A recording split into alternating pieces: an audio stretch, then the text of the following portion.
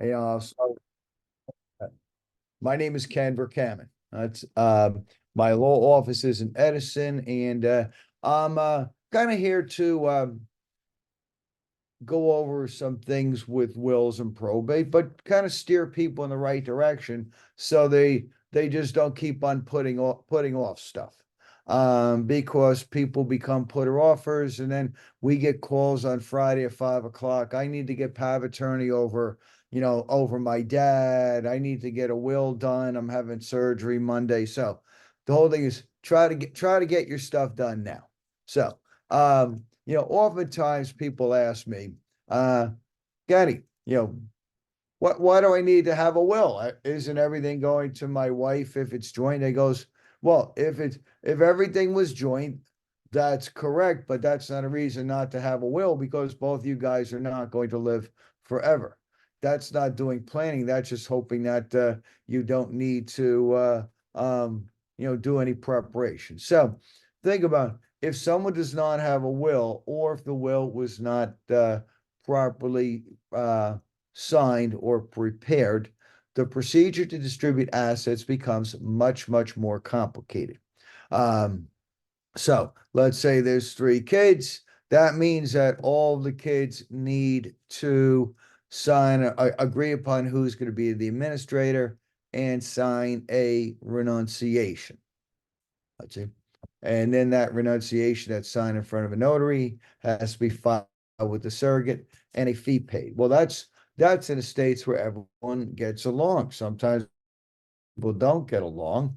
So then one of the kids has to spend a lot of money to file complaints to in the Superior Court and order show cause to have them become the administrator. So most people aren't saying, boy, I want to give my kids more work or make it more complicated. No, most people says, listen, I want my kids to try to get along, and it's better if you prepare ahead of time.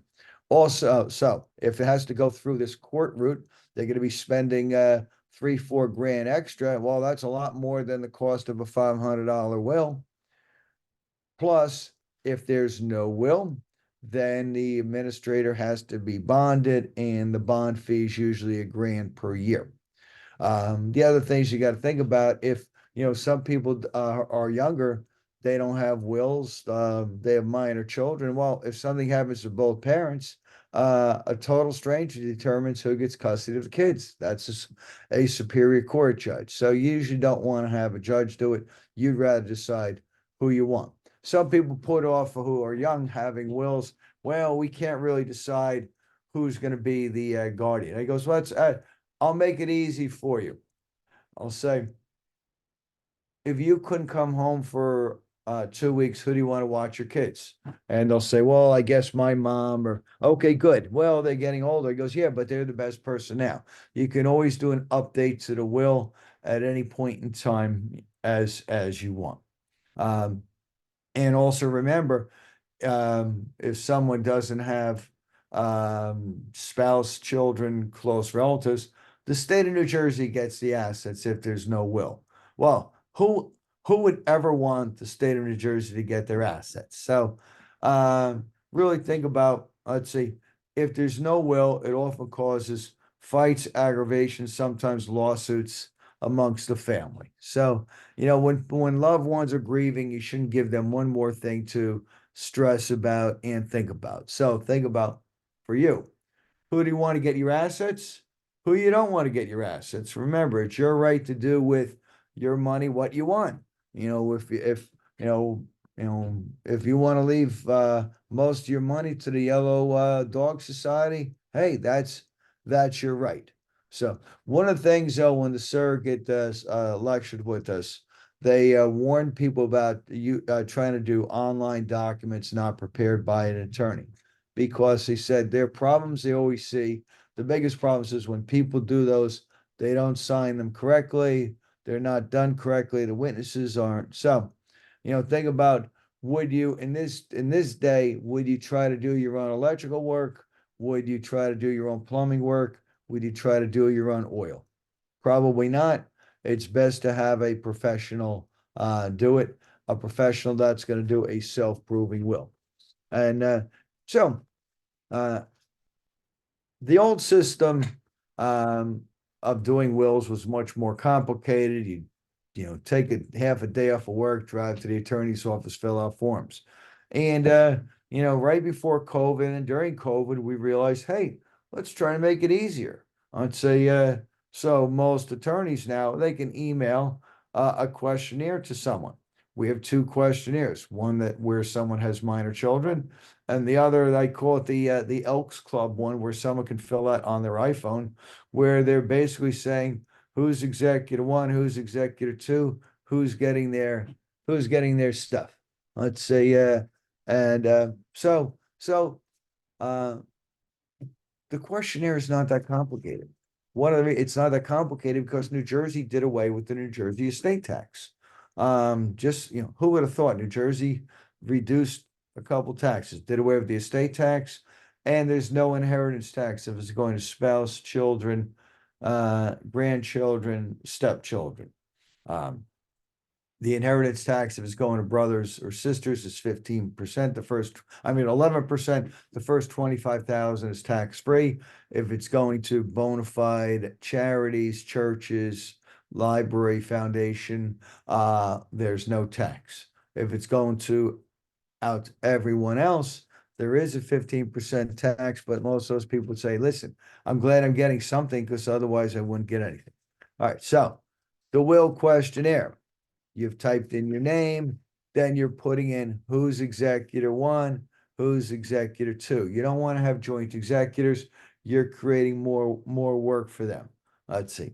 They could be twins living together, but why create more work for people? I was involved with an estate where they was foolish enough to have joint executors, and these two guys couldn't agree upon what color the sky was. Brother number one says the sky is blue. The other one says, no, the sky is gray. You're stupid. You've always been stupid. So there's a reason. There's only one president of the United States at a time. So you have a number one, number two. I mentioned the part about typing. Some of the seniors say, oh, I'm not good with a computer, etc. I goes, no problem. Let's resolve this. I'll say your daughter lives two towns over.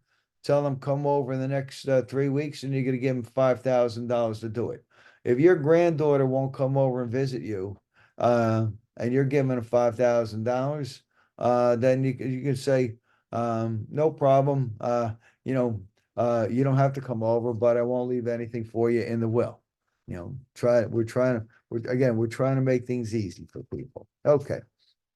So you're listing who gets your assets, what percentages or who gets it. And you always want to have a clause that would indicate if anyone passes away, who gets their share. Let's see. So if someone's saying, okay, it's getting divided equally amongst my three kids, that's good. If any of those children shall predecease, typically you want to go into their children, your grandchildren on that side. And if they don't have any grandchildren, it goes to the survivor. But remember, again, it's your right to do with your assets what you want. Now, I said that part, but certain assets don't pass under the will. They pass by title or contract. So examples of that are if someone has an IRA, 401k, something like that, automatically goes to the survivor. The will can't change that. Some people have, for example, house is owned husband and wife, automatically goes to the surviving spouse. The will can't change that. Sometimes people are separated. I go, well, listen, I'd say, yeah, do you understand if you pass away, first your spouse gets that house and everything else. We have to, to change that, both people would have to sign a deed, but at least sometimes people can change on their accounts if they're separated, who gets them. Uh, it's the same thing. If someone is separated, probably a good idea to do a new power of attorney so you're not giving that spouse the power to do stuff. So write down assets, a will can't change if assets have a direct beneficiary. Now, it is a good idea to have direct beneficiaries because it makes it faster for people to, uh, get things. We also recommend that people get an old-fashioned like printout, make a photocopy or print it of, who gets assets, assets directly. But you still want to have a will because there's always assets that do not have a direct beneficiary. Okay. Next, specific bequest.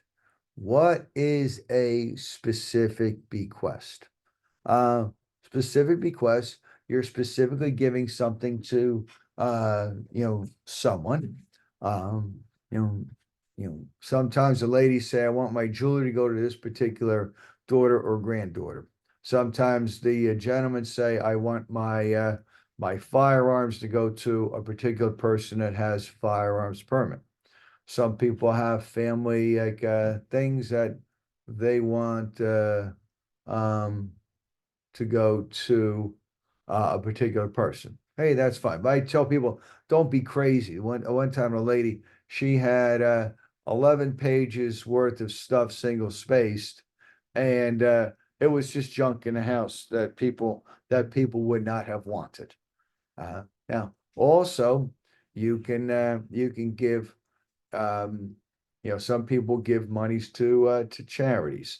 Now, I support giving money to charity, but on the other hand, I warn people that if you give a percentage of an estate to a charity, that means the attorney general has to get involved, and they have to approve the accounting, and it's going to take them maybe a year to do that.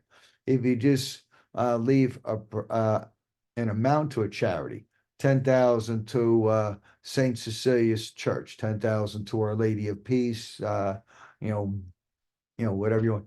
Then once they get their money, then the attorney general's out, and the attorney general's not requiring the accounting. So think about that when you're doing your bequest to charities. Yeah.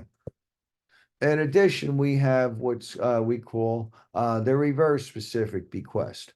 I leave nothing to, and you name that person. You don't give them a dollar, you don't put a reason, nothing to that person. To say, because again, it is your right to, as long as you're competent, you can do what you want.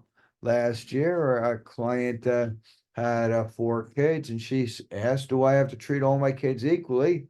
One of my sons lives on the West Coast. We don't hear much from him. I go, well, okay. I'll ask you a couple questions, ma'am. Did he send you a card or a call on Christmas, your birthday, or Mother's Day? He goes, nah, we haven't heard from him in a couple years. He goes, why would you give this bum anything? And the other thing with that kind of bum is if someone passed away, they would be the troublemaker that causes, the most problem. They'd be like, where's my money? Where's my money? So this if more and more, by the way, people are not leaving their assets to their children, not because they don't like their children, it's because their children could be grown, they already have their own house, and they'd rather give it to their grandkids to help pay for college and maybe for a wedding or things like that.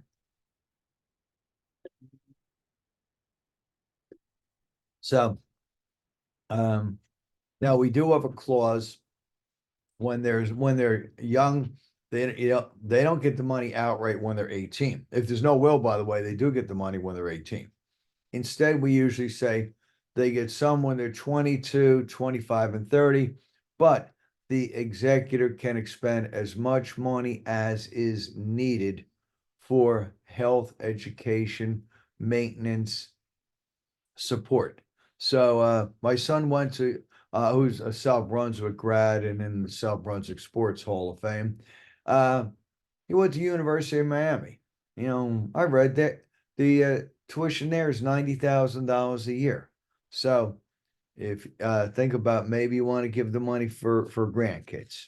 Uh, but again, importantly, have a clause that says they don't get when they're 18, because how many 18s would have done smart things with money? If there's minor children, You have someone set forth as the trustee of the money. It's usually the same person as the executor.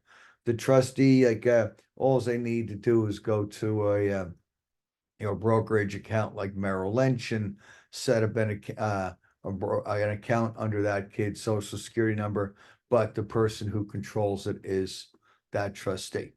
The guardian is the person who holds the children, the guardian of the children, and it can be the same person, it can be something different. So, um,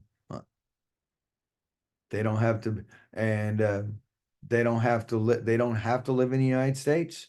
It's better, but sometimes clients goes, Kenny, I don't got anyone in the United States. Okay, fine. Okay.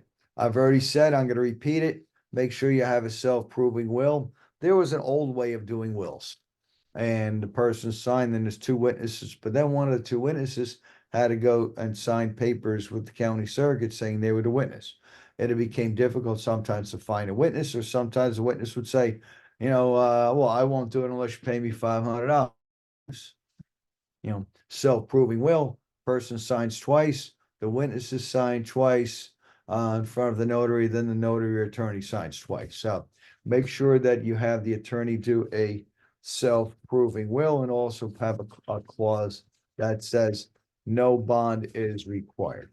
Now, a will is a will is good forever. I use the word, it never becomes obsolete.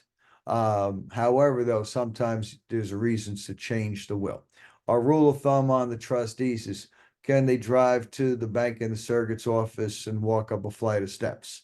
If they're older, disabled, maybe there's someone else in the family that can do it.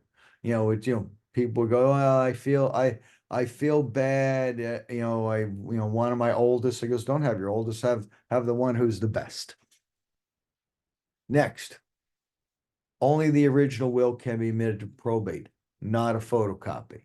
It's still a good idea to scan it and email to yourself, executor one, executor two, the trustees.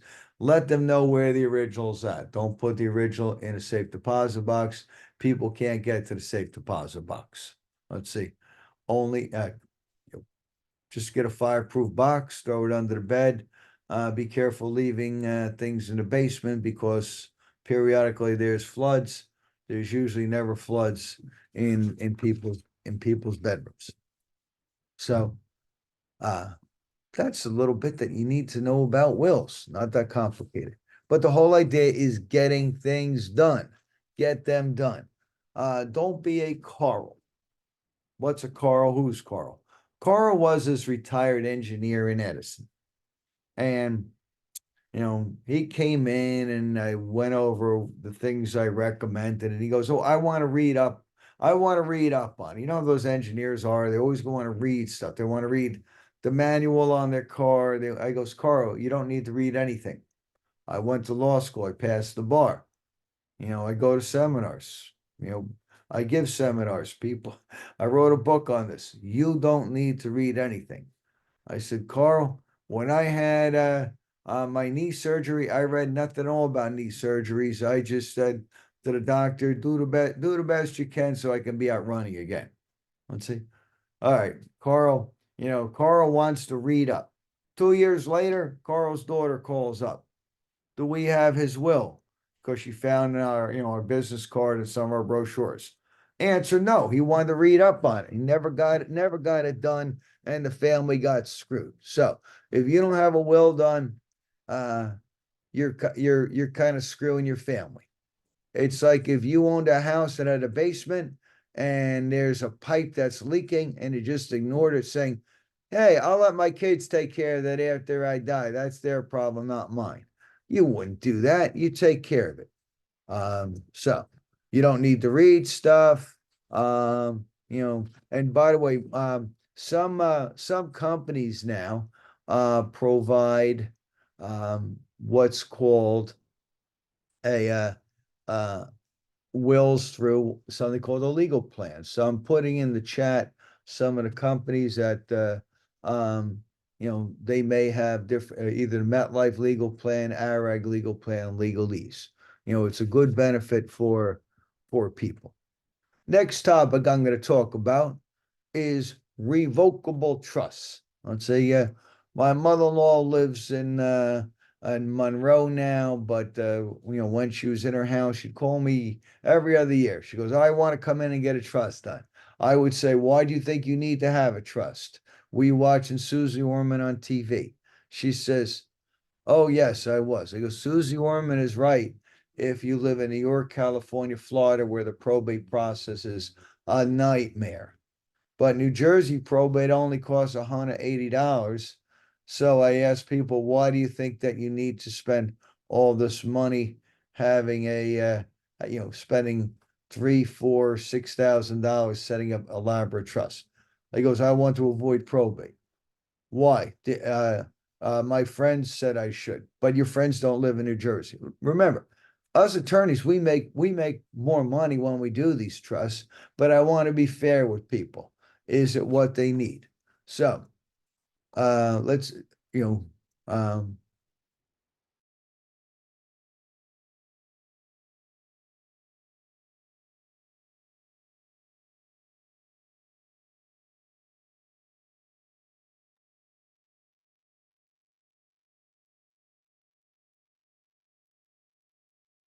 Hi, Ken. Your screen seems to have frozen. Oh, you're back.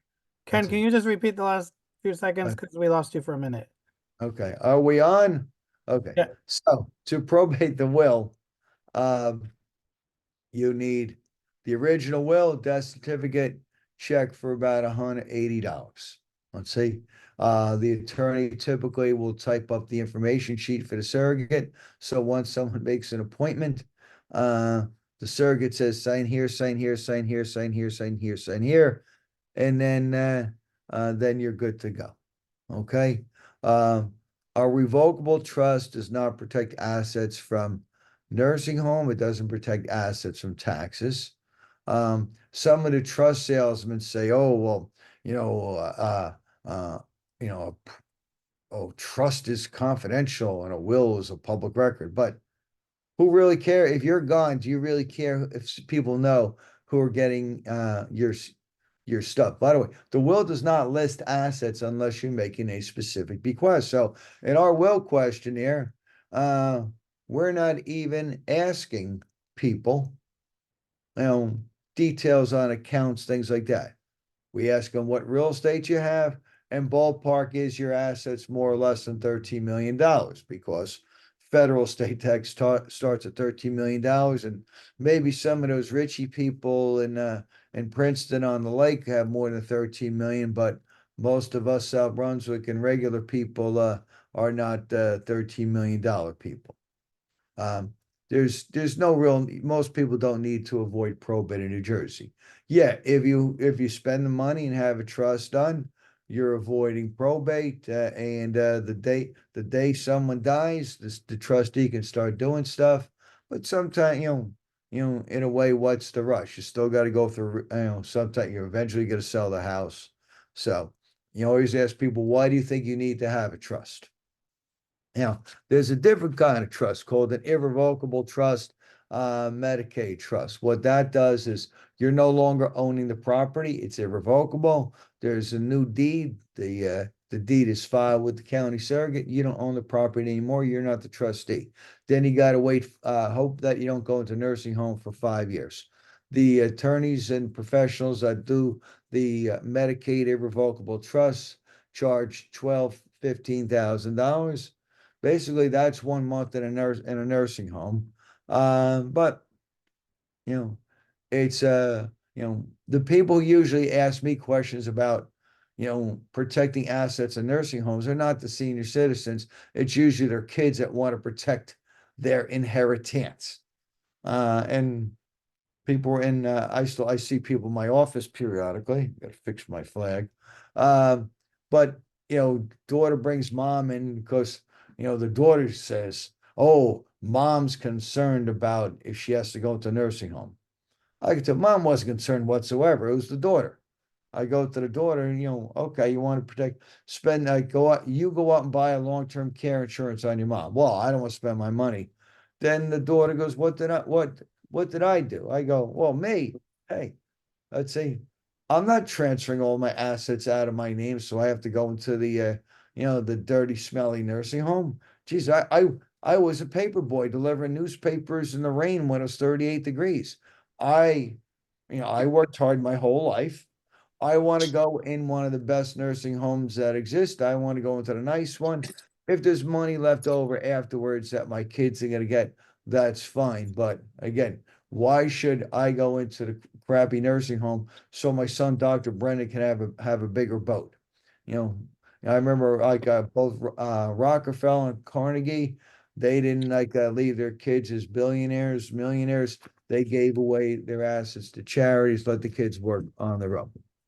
Uh, I do want to point out that anyone who attends one of our seminars, if they contact us and fill out the short form in 30 days from the seminar, we do a free consult with them. Otherwise, it's $200. The last thing I'm going to touch though upon trust is we often put trust within the will. That's not a revocable trust. So a common example is I mentioned when there's minors. They don't get the money till they're 21, or if they're kids, could be 22, 25, 30. Some people have kids that are wayward.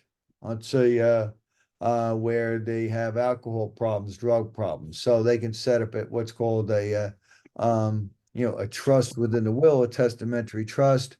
One of the executor can be the trustee and pay for that person, but it's discretionary, so it can't be they don't lose any social security benefits they're getting.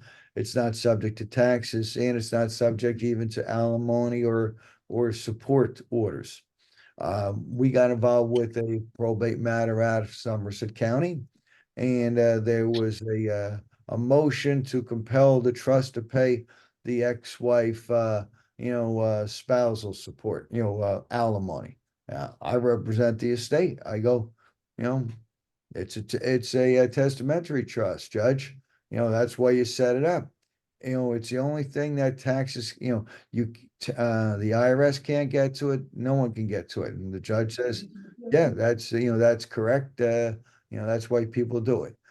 But if someone is a alcoholic, if an alcoholic gets $100, they spend 100 on booze. So we had to kind of protect them from themselves.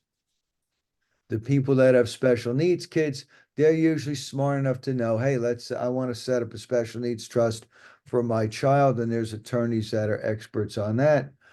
So think about sometimes, your kids are wayward. All right. So we've touched upon wills, we've touched upon revocable trust, testamentary trust, irrevocable trust. Let's talk about powers of attorney. Will takes care of your assets if you pass away. What a power of attorney does is you're giving the power while you're alive to someone that can help you out. They can pay your bills. If a house needs to be sold, the house can be sold. If things need to be purchased for you, they can purchase it. They can act legally upon your behalf. The power of attorney is effective either right away or only upon disability. If it's effective right away, then it's called a durable power of attorney, and it stays effective even if someone becomes disabled, incapacitated. If it's effective only upon disability, that's a springing power of attorney. Only if someone becomes disabled pursuant to the statute. I had a client last year. He goes, Kenny, I'm a carpenter. I don't understand legal stuff. Explain to me in carpenter language this power of attorney. No problem, Freddie. Listen, if it's effective right away, that's the durable one. Your son, who's your agent, can steal all your money right away. If it's effective only upon disability, he has to get a note from a doctor before he steals your money. Knowing that, do you trust your son? He goes, I trust my son with my life. Well, good. Okay, then let's make let's say let's make it effective right away. Now the power of attorney, some of the banks and institutions were giving people a hard time. So New Jersey legislature said, listen, if they're doing business in New Jersey, these banks, they have to honor it if it makes reference to the New Jersey statute, but the New has to make reference to section 2 of PL 1991 C 95 C 46 2B-11, and those cheap things online don't have that stuff. Have a real attorney do your stuff. Also, though, we do recommend a new power of attorney be signed every 5 years. With the will statute, a will never expires. You know, a will is good forever, but with a power of attorney. There's no statute that says how long it's good for. So we usually say, listen, let's sign a new one every 5 years. The important thing is, get your power of attorney done, get your power of attorney done. Once a week, we get a call from someone that says, I need to get power of attorney over mom, dad, my brother, my kid. No, you can't get power of attorney over anyone. They have to affirmatively give it to you. So, I usually, my office, they'll ask the question, okay, maybe someone can't type, they're in the hospital, but can they talk to us over the phone and say what they want? If the answer is no, well, it's too late for us to do the power of attorney. It should have been done sooner. Get your stuff done. Now, I recommend with the power of attorney, after it's signed, scan it, email it to yourself, agent 1, agent 2, email it to your financial advisor, your accountant, anyone that kind of does business this way. They know that you've picked one of your kids to help you out.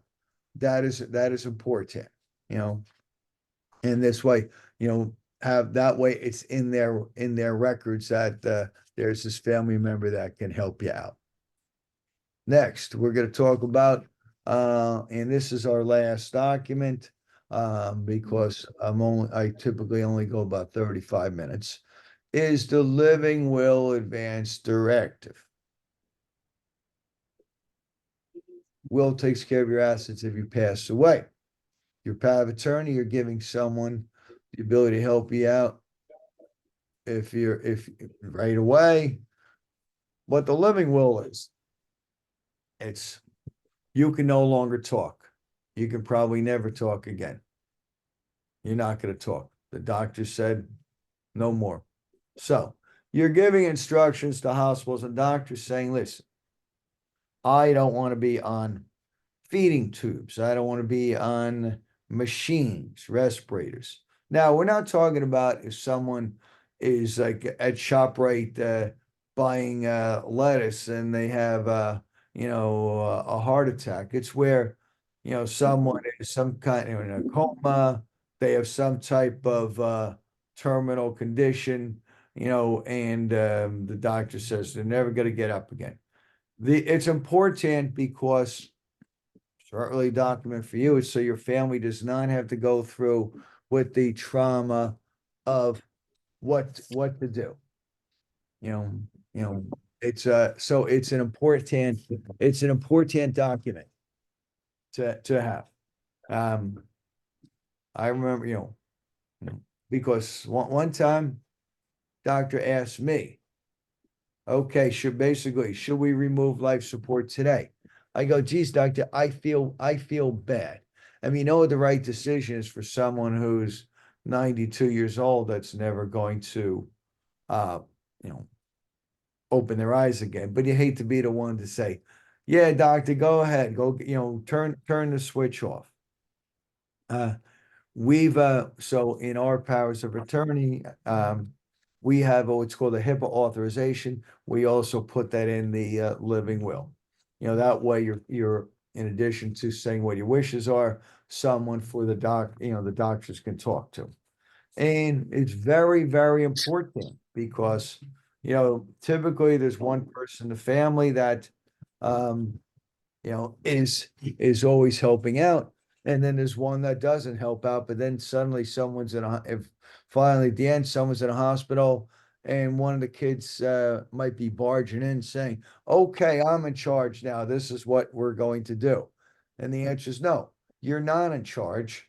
Someone else is in charge. And this is what it is. So think about it. Now. There's been many advances in science where the doctors can do things that no one ever imagined. So the doctors will in fact talk to whoever you pick to say, listen, will you want us to try this, or what would you want to do? I kind of joke when I was first married 33 years ago. I'm redoing my documents, my wife and I, and in the living will, my wife says, "Oh, I could never let them, you're all lovey-dovey when you're first married. I could never let them remove life support." I go, "Okay, fine. Let's say I'll leave my father as, the person in the power of attorney, right?" But then you have years later where the spouse says, wait a minute, if you die, I get $800,000 tax-free through life insurance. Why keep them alive?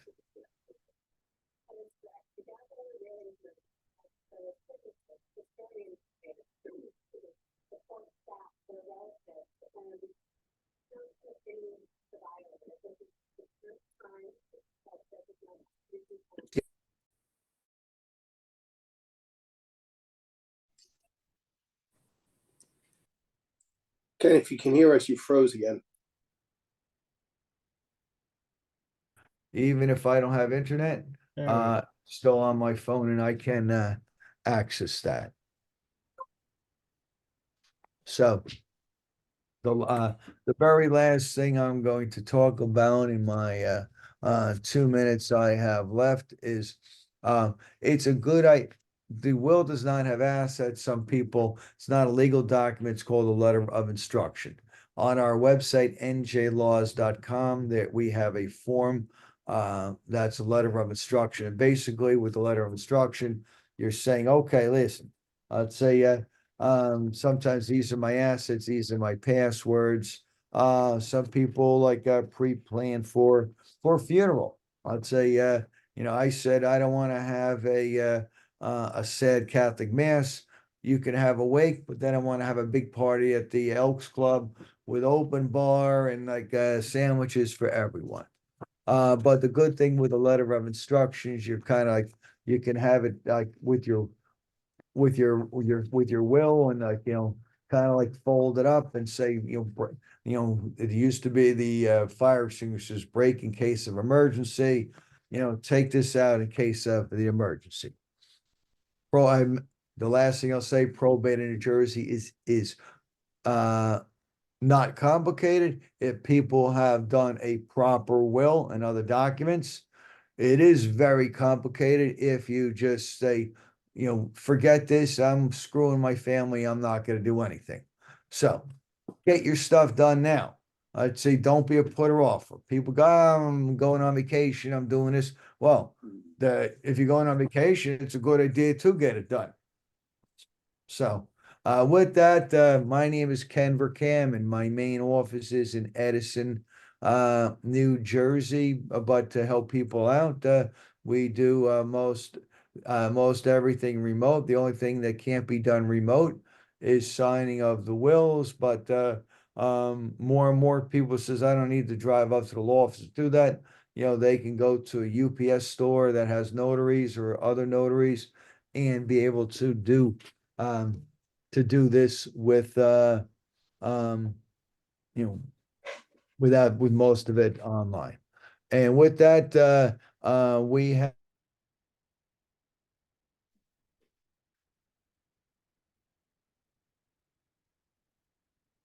You froze again, Ken. he's down the street in Princeton, but I real Princeton, it's that West Windsor kind of Princeton. I got people in South Brunswick that say, I live in Brunswick just like the rest of us. You're nobody special. Dan, you're up. Thanks, Ken. Good evening, South Brunswick. My name's Dan Fabrizio.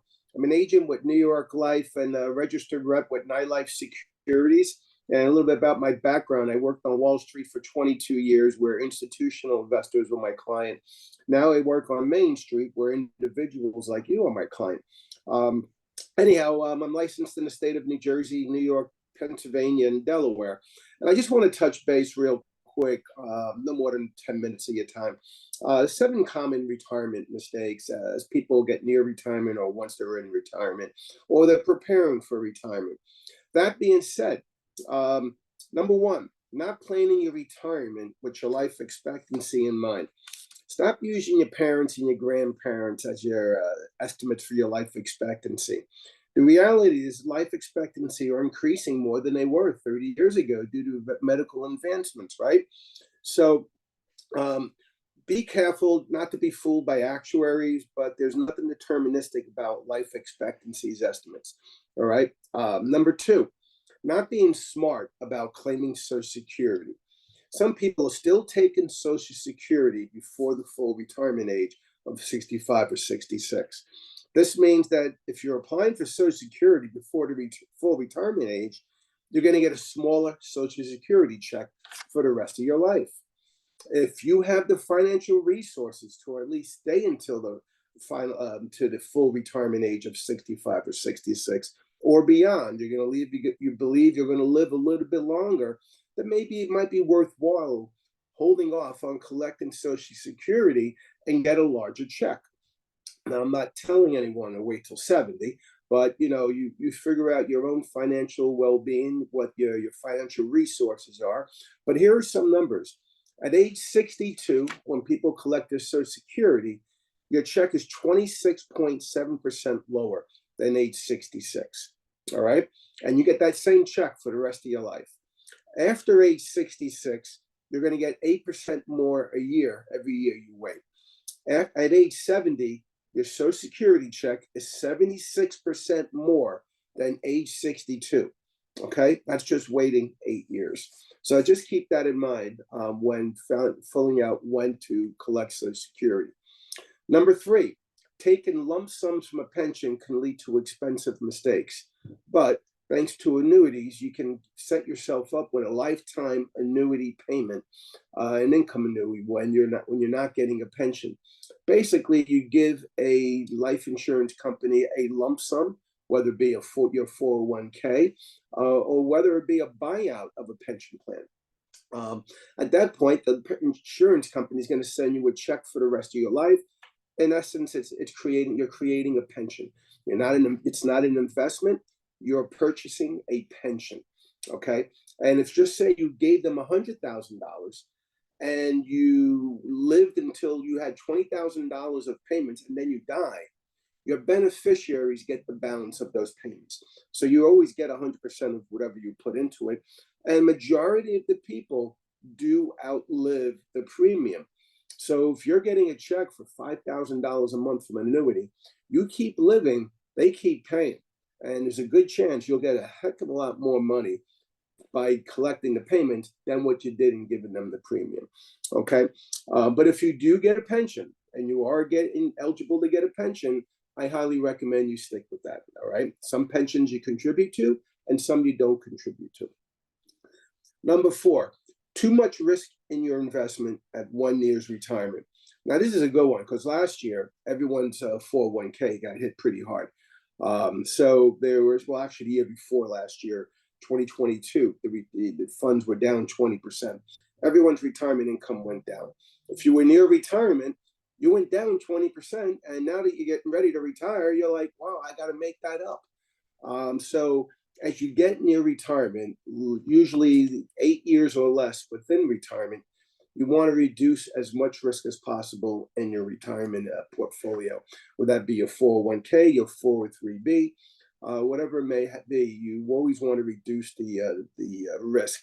But there are products out there that eliminate all the risk and all the fees and still allow your account to grow the last 5 to 8 years. If that's something that might interest anybody, by all means, my contact information is in my name as well as I posted on the chat board. Number 5, buying life insurance as an employee benefit. Most of us probably had life insurance at one point in time through our jobs. It's great coverage, for very inexpensive, if anything. I know when I was working at the bank, they automatically give you 1 times your salary. And for a couple of dollars per paycheck, they can make it 2 times your salary or 3 times your salary. Very cost efficient. But it's always good to have some kind of insurance outside of your work insurance, because if you lose your job, you lose your job or you retire, you lose that insurance. So even at the age of 55 and 60, it's still not too late to get some kind of life insurance if you need life insurance. But I recommend you have something on the side outside of your company before you retire. So you at least want to protect your family. Number 6, focus on assets over income. I've seen this time and time again. One mistake I see is people forgetting to switch from the mindset of saving for retirement and switching to the mindset of spending in retirement. What exactly does spending in retirement mean? Well, first of all, you want to kind of reduce as much debt as possible, so your bills are little. You're not going to be making as much income when you were working, so you want to reduce your cost, or anything like a mortgage or a car payment. Keep your debt as low as possible. But to switch into the spending mindset, what exactly does that mean? If you have $500,000 in your retirement account, is that going to last your lifetime? How old are you when you start your lifetime? Are you safe by taking 3%, 4%, 5% out a year? Plus, you have to combine that with Social Security or any other form of retirement that you have. But consider reviewing your situation with a financial planner so that they can help you with your financial goals and your plan. And the last item I have is bank CDs. Older adults, when they retire, tend to store large amounts of money into the bank CDs because the bank recommended it. And remember, the bank wants to hold on to as much money of your money as possible. But if the downside of a long-term bank CD is, number one, if you needed the money in case of an emergency, you're going to be penalized when you break that CD. Number two, at the end of it, every year for the long-term CD, you're going to get a 1099 at the end of the year for the interest you earn. What does that mean? That means you're going to pay taxes on the interest you earned, but you can't spend because it's locked up in a CD. As an alternative is a fixed deferred annuity. Fixed deferred annuity is like anywhere between 3 to 8 years. It's just like a long-term bank CD, but it has a few more benefits. Number one, it'll probably be a slightly either the same or slightly higher rate than your bank CD offers you. Number two, if you need to tap money into it, you're allowed to take out 10% a year without any penalty whatsoever. And number three, and this is the good one, your interest is tax deferred. That means as that interest is building up, you're not going to receive a 1099 at the end of the year and pay taxes on that. Okay? Your interest is going to be accumulated within the annuity. And at the end of the annuity term, if you decide to roll that into another annuity, your interest is going to continue to be deferred and not have to pay taxes on that until you eventually take the money out. All right. So that's an alternative to the bank CD. Anyhow, that's all I have for this evening. And if anyone has any questions, my contact information is in the comments. I have my email in there and I have my cell number. I also have my number and my name. Feel free to give me a call, send me a text. Happy to go over anything that you may have, particularly people who probably have some numerous 401ks that are still floating out there. I could definitely help you with something like that. Okay, any questions? Anyone? Well, I just want to say thank you for having me. And again, reach out to me if you have any questions. Take care. Thank you so much, Ken and Dan, for sharing your expertise and knowledge with us. If anyone does have a question, please feel free to type it into the chat box. They've both indicated they'd be willing to take a question or two. And if not, thank you everyone for joining us this evening. And again, Ken and Dan, thank you so much for sharing all this great information. Excellent. Thank you. Be well. Have a great week. Take care. Bye-bye. Take care. Good evening. Bye-bye. Thank you. All right, thank you. Good night, everyone. Good night. Thank you.